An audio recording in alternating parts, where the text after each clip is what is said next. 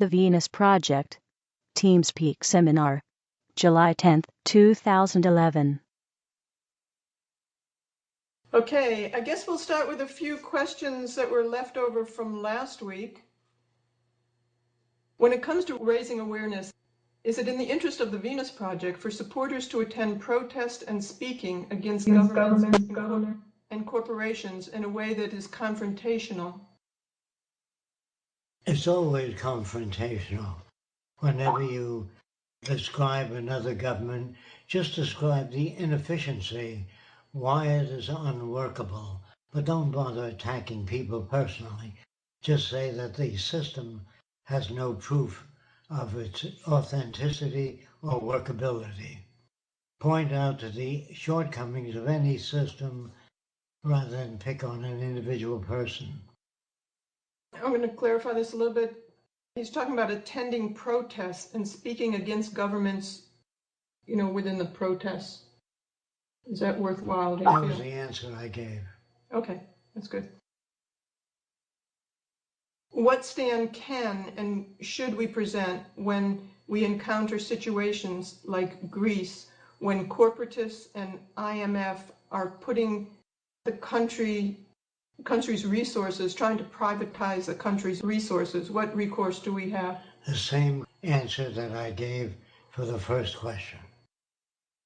We don't really have much control of any of that. We really have to present these ideas to people as quickly as possible so other people have a different direction to work towards. What would happen in regards to space program? Would the vision be to start a Star Trek-like society with starships exploring the universe because we have the technology to get to our nearest star today? After the world learns to live together, when all the nations join to take care of the environment and one another, that'll be the beginning of the scientific age. I think then at that time we'll probably go off and explore other areas of the universe. But before that, I'm afraid of any single nation going out on the space ventures. I'd rather go out as a collective system.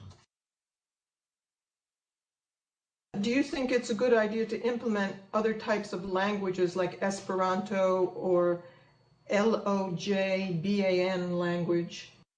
None of those languages are based upon the scientific principles that I refer to. When that time comes, we will have to get the approval of nations to work together. Then we can devise a language. What is the advantage of a three-wheel car over a four-wheel car? None, unless you give the specifications of the distance between the two wheels. In other words, the wider they are apart, the safer the car. The single wheel would be in the rear of the car. The twin wheels, two wheels, would be at the front end of the car, somewhat wider than a conventional car. Then there would be an advantage. Steering and parking becomes much easier, turning around becomes much easier, and of course, the rear wheel would be the power wheel. Okay, what do you say simply to people when trying to raise awareness and people refer past cult leaders and try to relate them to Peter or yourself? I don't answer that question because it doesn't have any inquiry in it. It's just merely a statement that is not factual. Would it be desirable to organize an international and public convention to show the world the huge and international interest of a new world resource-based economy? Yes, if you're capable of pointing that out, do it. If you don't have enough information, read more about the Venus Project and its proposals to make sure that you don't put your own projections into it, which may be detrimental. Yeah, and if people wanted to organize that, it would have to come from other people because we really don't have the time or the funds right now to organize something like that. But we're all for it if people want to do it. The recommended reading list is so long. Could you please name 10 most important books from the reading list? We went through that and we actually ended up with 20 books, but we will shorten it a bit and put it up somewhere on the activist site. Okay, this person is asking if you've ever checked out a certain website that presents scientific evidence of life after death.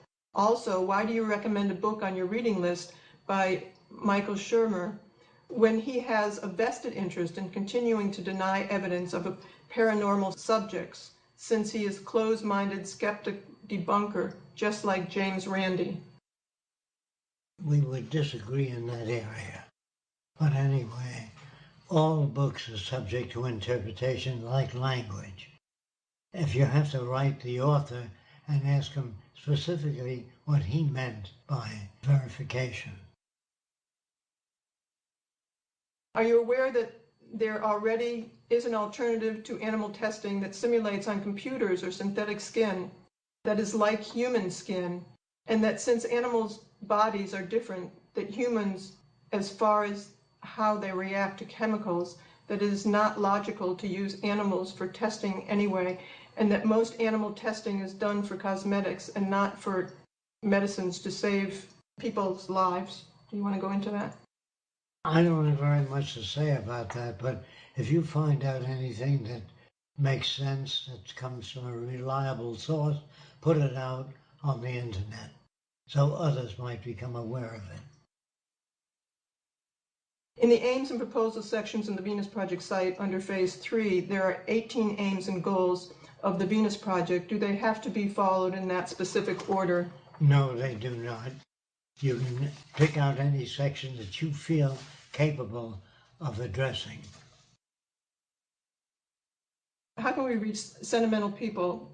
For example, people that are attached to picturesque towns such as San Francisco, or people who like rock music and loud music, such as members of motorbike gangs. I don't think you can address that in this system. I think that people that like San Francisco, New York, or Paris are victims of culture, and anybody can learn to like anything. And I would say that only through education and the intelligent management of the Earth's resources can we come to a workable system. That's the only way we can arrive at it that I know of. If you know of another way, state it. I was wondering what your thoughts were on hypnosis. Do you consider it as a science? Do you think it would be taken more seriously than it is now? I think that the victims of hypnosis are people who want to believe in it. I do not accept it myself, but that would be a personal interpretation. I think that hypnosis, a person has to be conditioned to want to go along with the hypnotist. But I think that hypnosis is not a science as yet. I hear different discussions about work in the future, from part-time to not at all. Is one true vision of the Venus Project, or does this represent a transition period, i.e. first part-time and then possibly no work in the distant future as technology surpasses the need for any human employment? I believe that's only during the transition. I believe that the future will ultimately end most forms of labor. I hear different discussions on housing in the future. I believe Jacques mentions that in the future people can design their houses as they wish. But I was to understand also, per the Venus Project, that in the future there will be no personal ownership of homes or property. That is true. I don't think anybody really wants to own anything. They want to command its use when they want it. They want to use motor vehicles or sailboats whenever they want to use it. I don't think that you can set aside time for each person to use it. It'll be available when they want to use it. And about homes, people designing their own homes?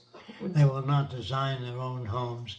Their profession will be studied, and their major areas of interest will be studied, and the home will provide for the individual interests. They could design the inside of it however they wish. What do you think of the recent increased UFO sightings all over the world?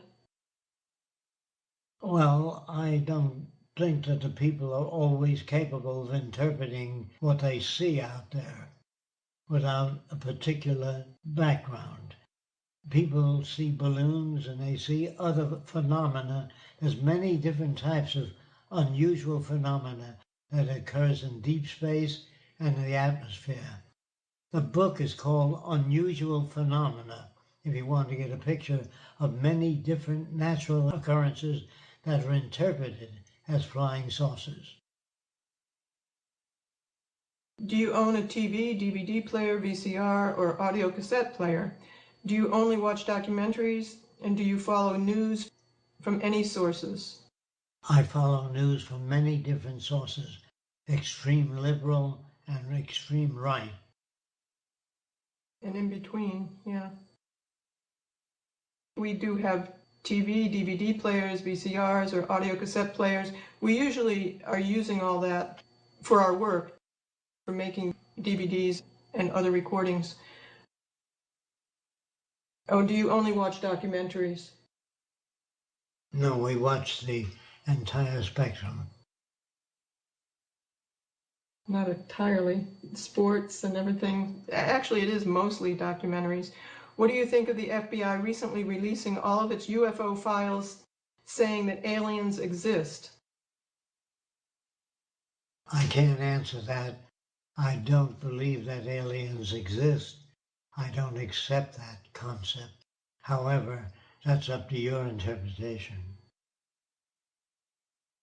I always like the thing you said when people say, is there intelligent life out there? Do you think that there's intelligent life? And I've heard Jack say, yes, I believe there's intelligent life because they've never come here.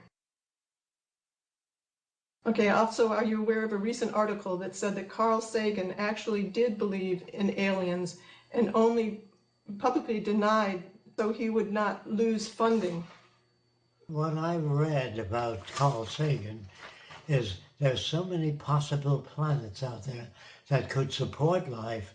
The probability of life existing on other worlds is very high, but he doesn't use the term aliens. He says there's very high probability of life because there's so many different types of planets that can support life. It's all very well having nice models and pictures and books, but that's not going to solve our problems. What do you suggest we do? Well, I suggest the person that asks that question ask, why do we build models? Not models don't represent. He doesn't know what he's talking about, or she doesn't know what she's talking about. Because models are one way of testing different systems. And also the models and the pictures and the books offer a way out of our problems. It has to be introduced in some way.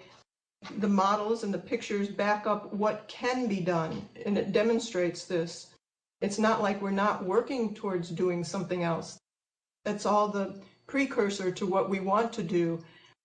It would be better to, instead of saying it's not enough to solve our problems, work with us to work towards the next step, and that's what we're all trying to do more films, to do a first city, anything else that we can do that's stated in our aims and directions.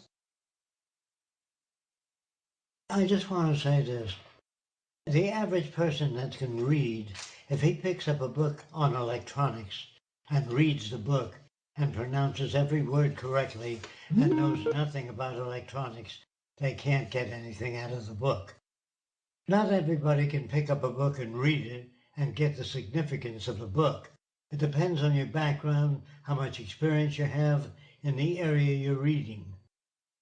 So when we read a book, we do not always understand it as the author intended it, due to the fact that language is subject to interpretation. So I would say that if you're very well schooled in the physical sciences, you have a different way of reading a book and a different way of interpreting the book. Even if you write a scientific article, different people interpret it in ways relevant to their background. How does one decide right from wrong or preferable from non-preferable? Right from wrong is very early language, and it is not explicit. We don't deal with right or wrong. We deal with does it work, how well does it work, and what modification does it need to make it work. No such thing as right or wrong. It's the workability of the system that we are concerned with. I have a question. How can we get, within our meetings that we do among ourselves, how can we get everybody to be feeling more comfortable with questioning everything that we know and having a more scientific approach to understanding what we're talking about? I would suggest that you get the book called The Best That Money Can't Buy and read each chapter at a session and discuss it and answer questions and then read the next chapter so you all come to common agreements and understand the intent of the book and the nature of the questions that you ask. The book covers most aspects of the future and most aspects of the Venus Project. So if you read chapter by chapter at each meeting, discuss it so that it's a common agreement, then move on to the next chapter. Thank you. Benjamin from London. At the moment, I'm working with Venus Expression Media, and I've got a project to work on making some animation about the FAQs on the Venus project. Yes, we thought that was a good idea. Thanks. Well, my question was, I had a look at your FAQ page, and basically, I found some topics that I wanted to talk about, and I've got all the answers for that. One I was thinking that I don't know if it's actually you find that something that comes back a lot, but I find that some people do actually think the Venus Project to be like a sect or a religion, and I know it's not true at all. But I just thought maybe, do you think that's something we should address as well? Yes, I did when I said all language is subject to interpretation. If that's their interpretation, they are very simple people indeed. And the only way you can address that is to get them a dictionary that describes the difference between science and speculation. I think we could expand on that in a question for one of the animations, though. I think that's a good idea. We could write that up. Okay, well, that's all I wanted to know. So I suppose we can just talk about it later. Okay. I got one question. Would you support a start of the Venus project on a smaller scale than a whole city? For example, if there are people which would say something like, okay, let's start it in a smaller community? Only if it's an open system that's open to anyone that wants to come in and learn. If it's a closed system, it won't work. Okay, thanks. I have a question. What would be the best method to initiate change or, I guess, understanding and reasoning when talking to lawmakers and politicians and people these days to try to make this a reality? I mean, obviously, they're part of the system, you know, they're the ones who are kind of in charge. So, I mean, what would be the best way? Do we focus on them or the younger people who could potentially be our future politicians, get them instilled with the idea so down the line this can definitely be a reality? I mean, I'm shooting for sooner than later, but just a thought and just a question. All right, I'm going to try to answer that. First of all, if you talk electronics to the average person, they will not understand you because they don't even have the basics for it. Before you talk to people, you have to find out what their profession is, what they know, and if they don't know enough about the subject you're talking about, you have to educate them into that direction. You have to prepare people to understand the various concepts that you bring up. The assumption that people will always understand you if you talk to them is a false assumption. People only understand what they're capable of understanding. If they don't understand it, you have to give them the ABCs of your information. The way you learned it, you have to give them the basic instruction as to what a concept is, how we choose one concept over another. If they don't have those basics, they cannot understand you. Thanks. You can't do that. You have to question what a person knows. And if they don't know certain things, you have to educate them in those things before you can even talk to them. So again, what would be the best way to educate them? By you knowing your subject and presenting to them your concepts in a language they can understand. And you have to fish for that.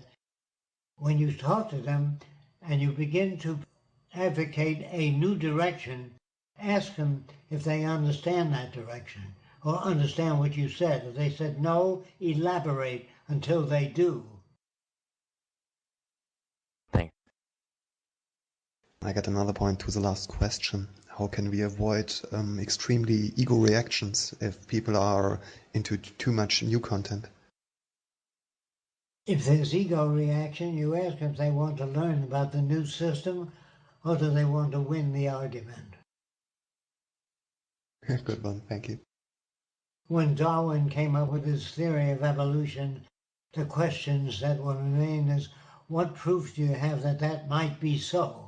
And Darwin would go into explaining in the layers of the earth, as you dig back into the past, you can find different structures of different animals, that all life changes. The plants of 5,000 years ago or 100,000 years ago were different than the plants today, that nothing remains the same. The dinosaurs that existed then do not exist now, but we have evidence of their existence. That's all you can point out, the evidence that you have to prove that what you're saying has some basis in fact. Okay, thank you.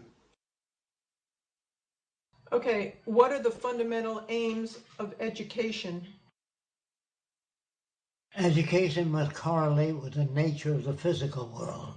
To study the environment, water, trees, our relationship to nature, and our relationship to one another. Not the opinions of people, but the findings of scientific inquiry. And to make those things, that information available to all people. Without knowledge of the earth, you cannot know how we relate to things. So I would say that you have to educate people or inform them into areas that they have little information in.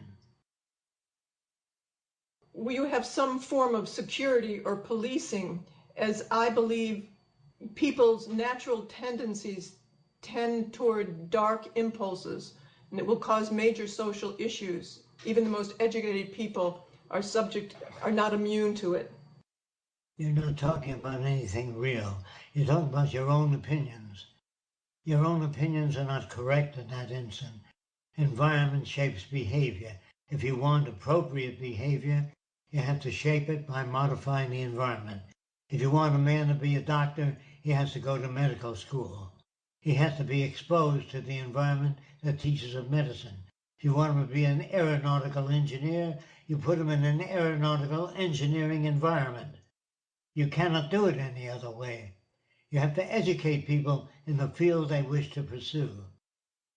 Okay, I think we went over this. What would be the best method to initiate change, understanding, and reasoning when talking to politicians? Or should we focus on the younger people who will be our future politicians? Yeah, okay, knowing they will advocate a program that will make them obsolete. Okay, knowing they will. I don't understand your question. Well, I think you went over some of this already. Do you think we should focus on the younger people who will be the future No, politicians? you focus on anybody receptive to your presentation. Do you think we need to focus on politicians to make this work? Not at all. Okay, would you support a community which would start the Venus Project like living in a smaller scale than the whole city? I'm going over some of these already. I don't know how to do that. The best you can do is inform people as to the advantages of the global society. And if you can succeed in presenting the advantages, they will agree with you. If you fail, you have to come at it another way so that they do understand what you're saying. I don't know if you've got that, but we would do a community, a smaller community. It doesn't have to be a large one. Even if we were able to do a research center, which is larger, where more people could come and work in one place, would be useful. But we would have to have funding for that as well. What should I tell someone who is telling me that the Venus Project is planned economy and that planned economy is leading to distribution problems? You have a lot to learn about the Venus Project. Study the Venus Project first. Read all you can and get all the information you can about it. Then ask your questions. The question is, how do you manage your distribution? Is that what you want to know? The way you manage your distribution is you have to have a population, you have to have production facilities, and if you do a survey of what exists, what material resources exist, what factories, transportation, the amount of people that require certain things, you have to do a survey first. Then you design the adequate production system. You cannot do it without a knowledge of what exists. Today, we have something that's not a planned economy, and it's total chaos. Most of the population does not have goods and services, so I don't really know what this person is talking about. If you look at today's economy, the chaos that we have, because it isn't planned in order for everybody to acquire goods and services, it just doesn't make any sense, this question.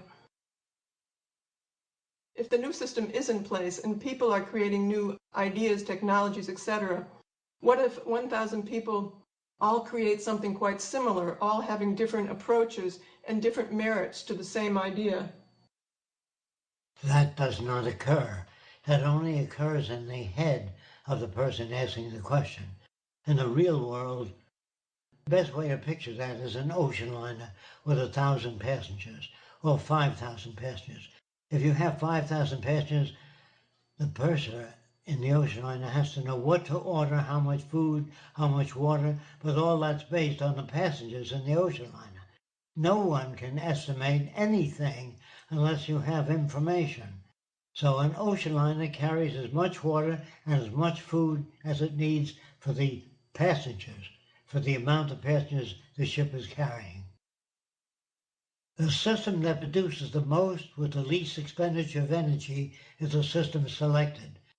They will use energy determinants to determine the efficiency of the suggestion. If thousands of people suggest ideas, the ideas are boiled down to how much energy does it take to fulfill that need. And so we have to work between the systems. How much resources do we have, and how essential is that need? Do you ever think about open student contests on universities? Well, they're not really contests, they work on problems. Students are given problems. They're assigned, how do you reduce conflict? How do you increase the agricultural yield without exhausting the soil? It's not a contest, it's a challenge that's put before students, and the unanswered questions are dealt with by posing to the students transportation problems, growing problems, delivery, movement of goods to distribution centers. All those problems are put before the planning group, and the planning group comes up with answers. The way we select the appropriate answer is by the energy it takes to conform to that question. This person is asking if you've ever thought of a student contest and posed these. We have no contest and no competition. No, he's talking about today for university students or design students, that it might be an interesting approach to have them think about things in different ways. Yes, we do have that in our book. It says if you found a new planet like the Earth with the productive capacity of the Earth and all the resources, how would you lay it out? Yes, that's a challenge that Jacques has in a couple of the books that he writes. Actually, that's where Peter got that statement from in his film, the idea to go that way in the film. But our book is presented in universities too, but we don't have it as a contest to a particular university or anything. If that's something somebody wants to initiate, that might be a good idea. And do you think it'd be good to start a comic series for explaining the Venus Project right now, as it would require negligible funds and could be done largely by volunteers itself. If so, I think it would be better to make a video appeal for volunteers for the project like the one for donations. Any system that works can be used. You can put it out there, see if it works. If you get inquiries, more people are interested, and say, boy, that comic series really made things very clear to me, then use it. If it doesn't, give it up, or come at it another way. Do you think it's possible to make the Venus Project a possibility without using fiat currency? At this time, I don't know of one. That's right. Only during the transition will you have all the problems. Once the Venus Project is installed and the new education system is in, and if we can get the nations of the world to join together, then we can work those problems out. But the transition will be painful and troublesome. Yeah, and at this time, funding is needed. Otherwise, it becomes a hand-tooled community. This is not what we're looking for. And then they're asking, if not, what's the best target market to go after to raise the funds to start the implementation phase? Well, if anybody wants to work with us on that, join the media group, because we're targeting different people who might be able to help with funding or any other ways. So look into that with Craig on the media group. How do you prioritize your time? By what is essential. In other words, the priorities depend on what the conditions are. In other words, if there's a rain of meteors and it destroys the agricultural area, then what other ways do we have of producing food? You have to build an inventory of different approaches to problems and fictitiously ask the question, what if this happens? Then what do you do? What if a tsunami occurs quite frequently? What do you do? What's the best approach? So you get many submissions and you use that approach which is most appropriate at the time. I think the same person's asking, how do you choose, for example, to focus your energy on a major motion picture? If our aim is to convince people of the advantages of the Venus Project, a motion picture will disqualify their use of their own projections. They will then get to see what the Venus Project proposes, not what they think the Venus Project proposes. Yeah, we think it's very important to use the motion picture, or if we end up with a TV series or whatever, that we use it to get to the majority of people, the general public, so they have a better understanding of this. But all sorts of movies and games and everything else has to be made to get to people in any way that we can. And how did you arrive at the decision to start the research center? If you wish to build housing for most people, you have to do research in building materials and methods. If you wish to build a transportation system, you have to do research on transportation. So we always have the first city as a research center to see what exists, what we can select from in order to arrive at a decision. We don't make decisions in the Venus Project. We arrive at them by putting things to test and trying them out. If they don't work, we change them. Nothing is rigid in the Venus Project. We have no fixed concepts of anything. We just have different approaches to problems and we check them out. Those which work, we put to use. If they don't work, we modify them. And here at the Research Center, we have many buildings, but we experimented with building processes. That's why we did a lot of the buildings. And we used them, all of the buildings, their work areas, their video buildings, their offices, their shops.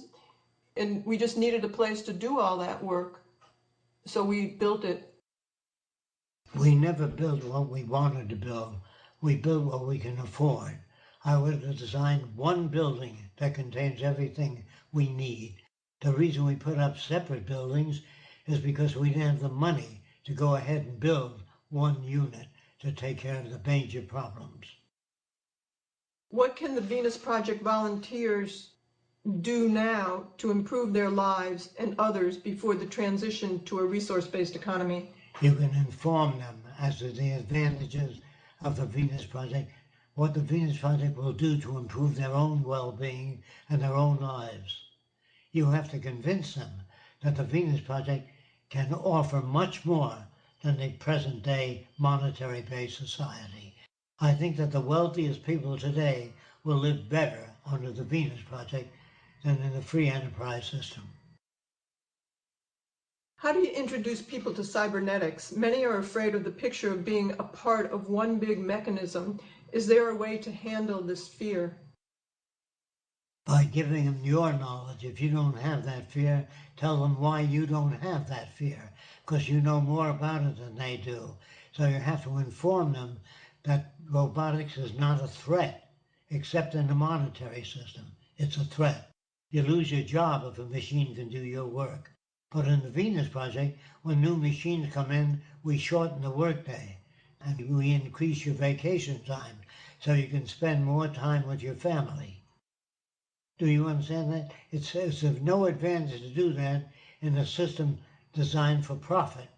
In a system designed for profit, it is more efficient to downsize, get rid of the people that the machines have replaced. And when you do that, you hurt people. But you don't give a damn about people, you give a damn about profits.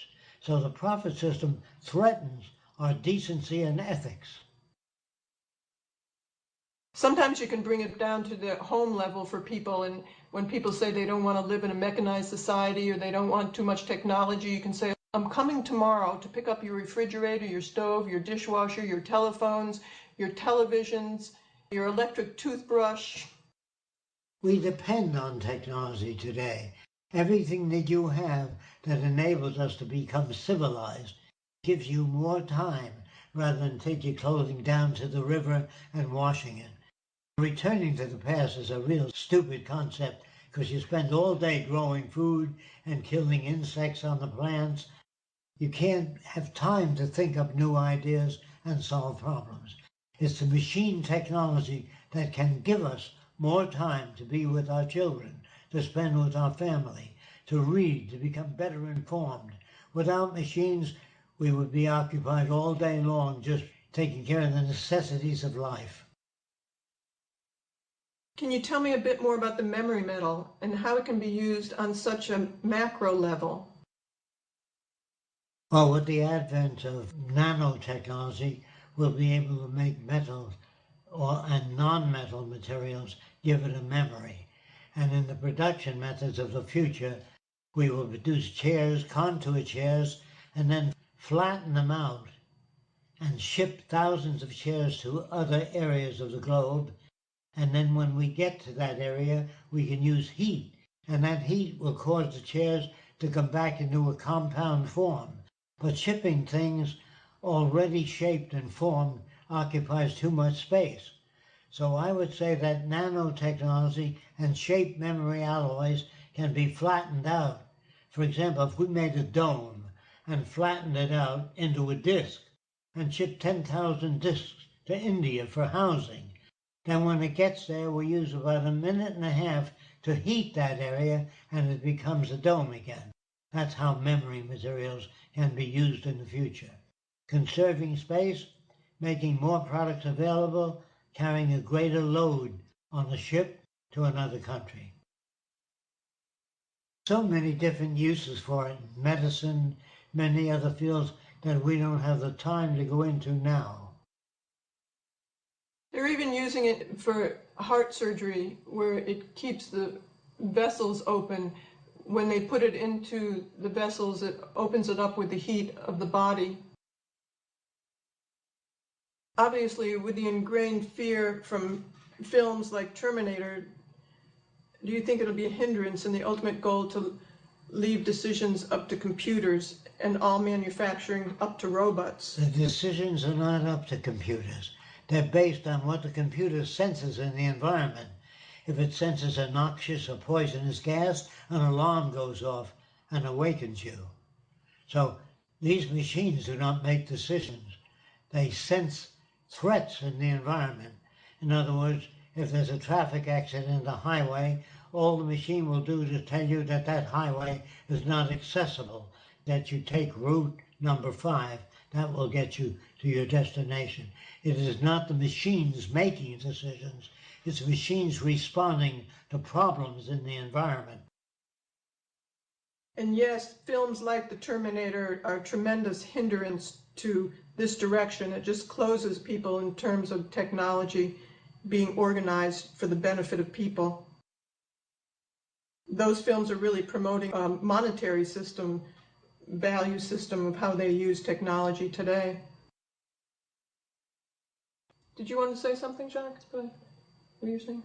I want to repeat myself. If you really want to know and ask questions, become familiar with the Venus Project and ask questions that are based upon the Venus Project's proposals, not your own projections of what you think they are. Maybe we don't have as many questions because we're reading the book, Jock and Roxanne, and so it's answering a lot of our questions already, and so we haven't gotten to a level where we can ask questions on top of that yet. I feel like I'm still pretty stupid. I don't know what else to ask. You know, anything I think about is easy to understand through the ideas of the Venus Project. Well, the Venus Project has worked on most aspects of a future society based upon what we know today. And so all we can do is apply what we know today. But if people have speculative ideas, they have to be put to test. That's what the Venus Project will do. Test out the ideas. If they work, we'll use them. If they don't work, I won't say that they don't work. There's some aspects of it that may not work that have to be modified.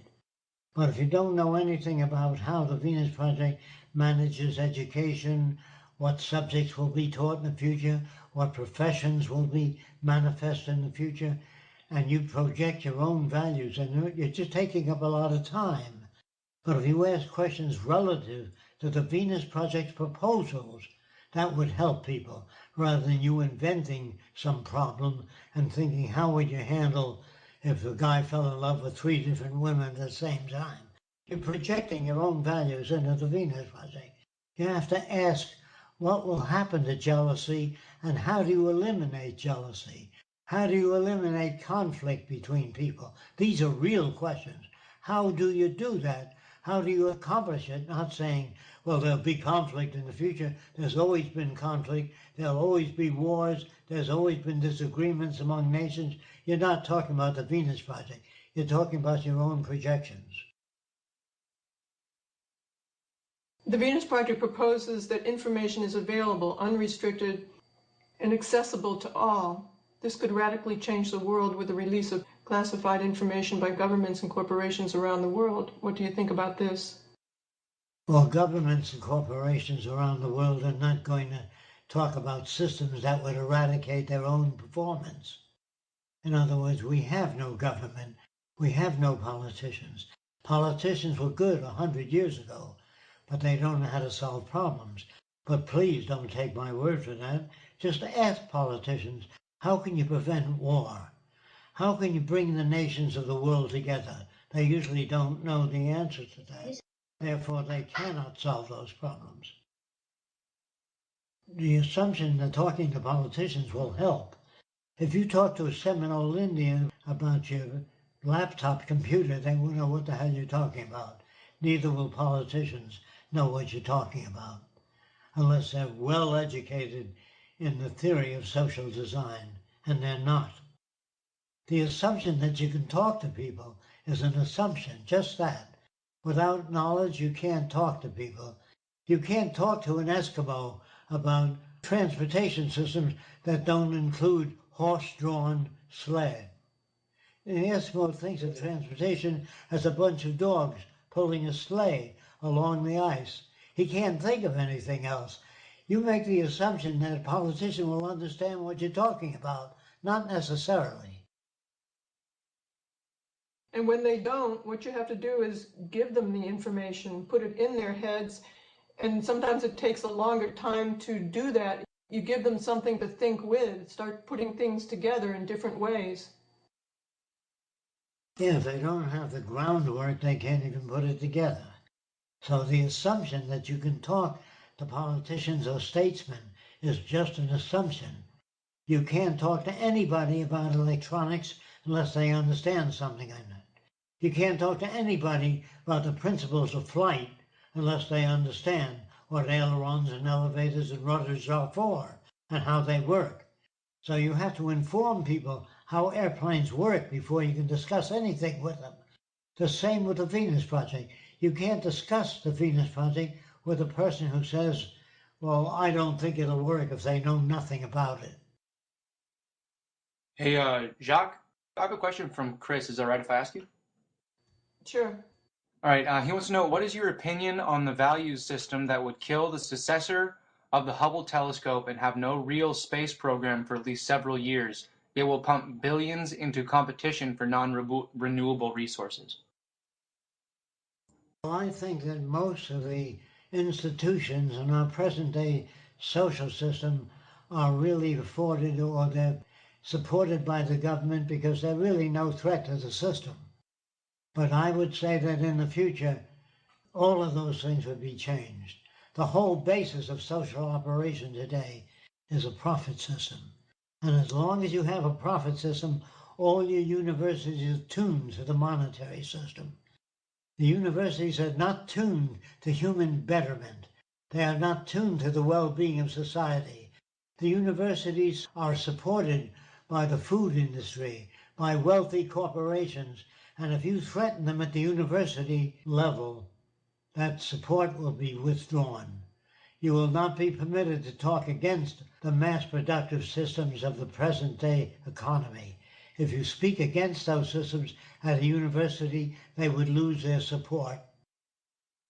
What about denying the space program projects too today? The space program, we would not venture into space until the world learned to live together in peace. We're not civilized yet. If you let nations go into space separately, I can assure you that there will be nuclear weapons out in space sooner or later. We're not wise enough yet to use our intelligence to the benefit of humanity and protection of the environment. That should be obvious to you. And today, the space programs, the amount of money they put into the space program, saying that they get some benefits in return, when there's so many problems here on Earth that demand money to get anything done, it just seems the priorities aren't correct there. They say that we do get benefits from it, but if you took all that money and directed it towards the idea of getting benefits on Earth, you'd get a lot more benefits. Instead of attempting to point out the shortcomings of the Venus Project, why don't you put those things to question? Why don't you say, how would you handle psychopaths? What would you do if more people develop cancer? How would you treat it? What type of research would you do for heart disease? And how would the direction of the research be determined? Who determines what direction the future should take? Does Fresco determine that? Does a board of directors determine that? You ought to ask questions about how does the Venus Project arrive at its directives. That's what you want to know. Who makes the decisions? What if a person doesn't want to live in the Venus Project? Can they live their own lifestyle? Yes, they can. They don't have to live under the Venus Project. If there's a religious group that wants to build its own community and wants nothing to do with the Venus Project, say the Amish people, they are free to live any lifestyle they want to. But we think eventually their people will motivate them toward joining with the Venus Project, because the Venus Project does everything that religion talks about. It builds a brotherhood of man. It doesn't kill. There's no wars. Don't forget, the Bible says, do unto others you have others do unto you. It says, thou shalt not kill. The Venus Project is all about that. Whereas the verbal systems of religion talk about and around the subject, but they don't tell us how to do it or how to get from here to there. They really don't know how. It isn't that they don't want to. They don't know how. When you want to put a man on the moon, you bring scientists together. If you want to make an atom bomb, you call upon science. Any problem that threatens the existence of the Earth, we call upon science. We never call upon politicians because they can't solve any problems. They don't know how. They don't have that type of training. Okay, we'll call it a day then and set this up for next week. Thanks everyone for coming. Yes, thank everybody for the opportunity to attempt to answer those questions. I really would like to answer questions, but I think the more you know about the Venus Project, the better the questions will be. Okay, thanks everyone.